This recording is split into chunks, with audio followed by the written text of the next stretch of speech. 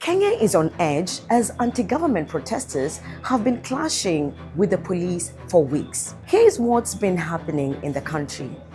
At least 31 people have been killed reportedly across the country since July 7 after police opened fire on anti-government protesters during the 35th anniversary of the Sabasaba 7/7 uprising, which ended decades of one-party rule and brought in a multi-party democracy. It is very concerning that these latest incidents come barely 2 weeks after more than 15 protesters were reportedly killed and many more injured in Nairobi and in other parts of Kenya. Back in 1990, the government cracked down hard, killing at least 20 people. History now seems to be repeating itself. On July 7, protesters flooded the streets.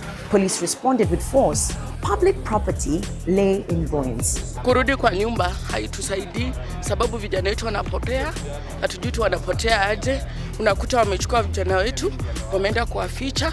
Mzazi anatafuta. Just over a week before the July 7 protest, the government had called the demonstrators anarchists, while the Interior Minister likened the demonstrations to an attempted coup. Yesterday, what the police did to foil was they were able to foil an attempted coup. Opposition leader and former Prime Minister Raila Odinga has called for national dialogue to end the crisis, while the United Nations has called for restraint.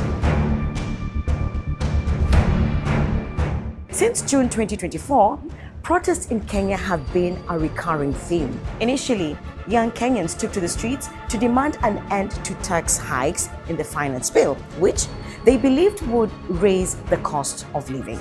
But the protests quickly evolved and took on a larger issue, such as accusing the government of corruption and police brutality. The government deployed police forces across the capital to contain the protests, but demonstrations persisted. The bill was subsequently withdrawn, but the anger has continued to simmer. I want to tell those characters, the ones who are telling us, giving us lectures, that they can change this administration using using violence, using unlawful means before 2027. Let them try.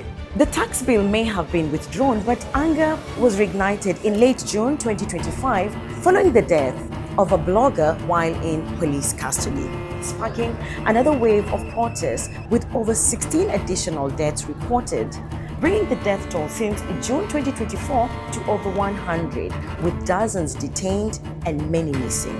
But the protesters remain undeterred, using social media as a tool for mobilization. Protesters and rights groups also accuse the police of working with criminal gangs armed with whips and machetes to join the protesters and incite violence to discredit their movement. Some goon because house yakina agency, si maandamano ya agency, they were goons. They invaded our shop, and by the way, we've lost so many things. This movement, largely led by Kenyans of Gen Z age, stems from deep economic frustration. Over 80% of Kenya's workforce is trapped in informal, low-paying jobs. This government was elected on the basis of a bottom-up economy to raise those who are underprivileged, those who are surviving on $1 a day, and be in a position at least to come up. But clearly the hustler narrative died immediately President William Ruto took over power. The protesters now demand President Ruto's resignation, but he's not backing down, meaning the unrest may not stop until the next presidential elections in 2027. Anytime we say Ruto must go, Ruto must go, in 2027, we are not going to help him in any way.